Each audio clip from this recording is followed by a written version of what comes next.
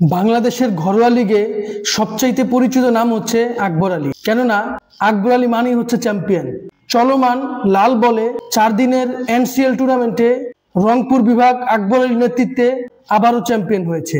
7 ম্যাচে 3টি জয় 3টি ড্র করে 31 পয়েন্ট নিয়ে আকবর আলীর রংপুর বিভাগ বাজিমাত করেছে। এক কথায় বাংলাদেশ ঘরোয়া ক্রিকেটে রংপুর বিভাগ সবাইকে ছাড়িয়ে যাচ্ছে। এর নেপথ্যে সবচেয়ে বড় অবদান captain cool Akbar the great. যদিও আকবর আলী চ্যাম্পিয়ন হওয়ার পরে এই জয়ের সম্পূর্ণ ক্রেডিট তিনি কোচিং স্টাফ থেকে শুরু করে সকল টিম মেম্বারকে দিয়েছেন এবং আকবর আলী এক মৌসুমে 2টি ট্রফি জিতেছে। অর্থাৎ এনসিএল টি20 ফরম্যাটে আকবর আলী রংপুর বিভাগকে চ্যাম্পিয়ন করেছে। ঠিক তেমনি ভাবে লাল বলে 4 দিনের ক্রিকেটে এনসিএল এ আকবর আলী রংপুরকে চ্যাম্পিয়ন করেছে।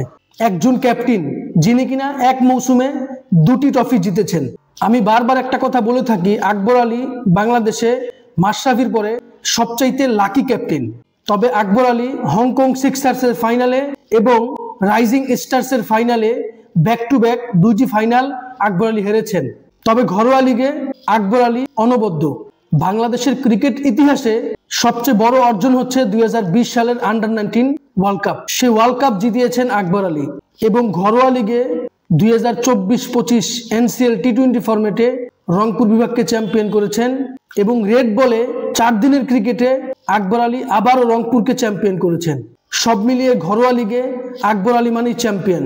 এখন আমাদের বিসিবি বোর্ড কর্তাদের একটা বিষয় মাথায় রাখা দরকার, আকবর আলী কি শুধু ঘরোয়া লিগেই পারফর্ম করে যাবে নাকি তার এই প্রতিভাকে জাতীয় দলে কাজে লাগানো হবে? আকবর আলীর সাথের প্লেয়াররা এখন ওয়ার্ল্ড ক্রিকেটে এস্টাবলিশ, তাহলে আকবর আলী কেন এত পিছিয়ে? আমাদের একটা আবেদন থাকবে, অবশ্যই বাংলাদেশের 3 ফরম্যাটের যে কোনো ফরম্যাটে আকবর আলীকে অন্তর্ভুক্ত করা যেতেই পারে। এ নিয়ে আপনার কোনো মতামত থাকলে অবশ্যই আমার সাথে শেয়ার করবেন। ভিডিওটি ভালো লাগলে লাইক, কমেন্ট, শেয়ার, সাবস্ক্রাইব করবেন। ধন্যবাদ।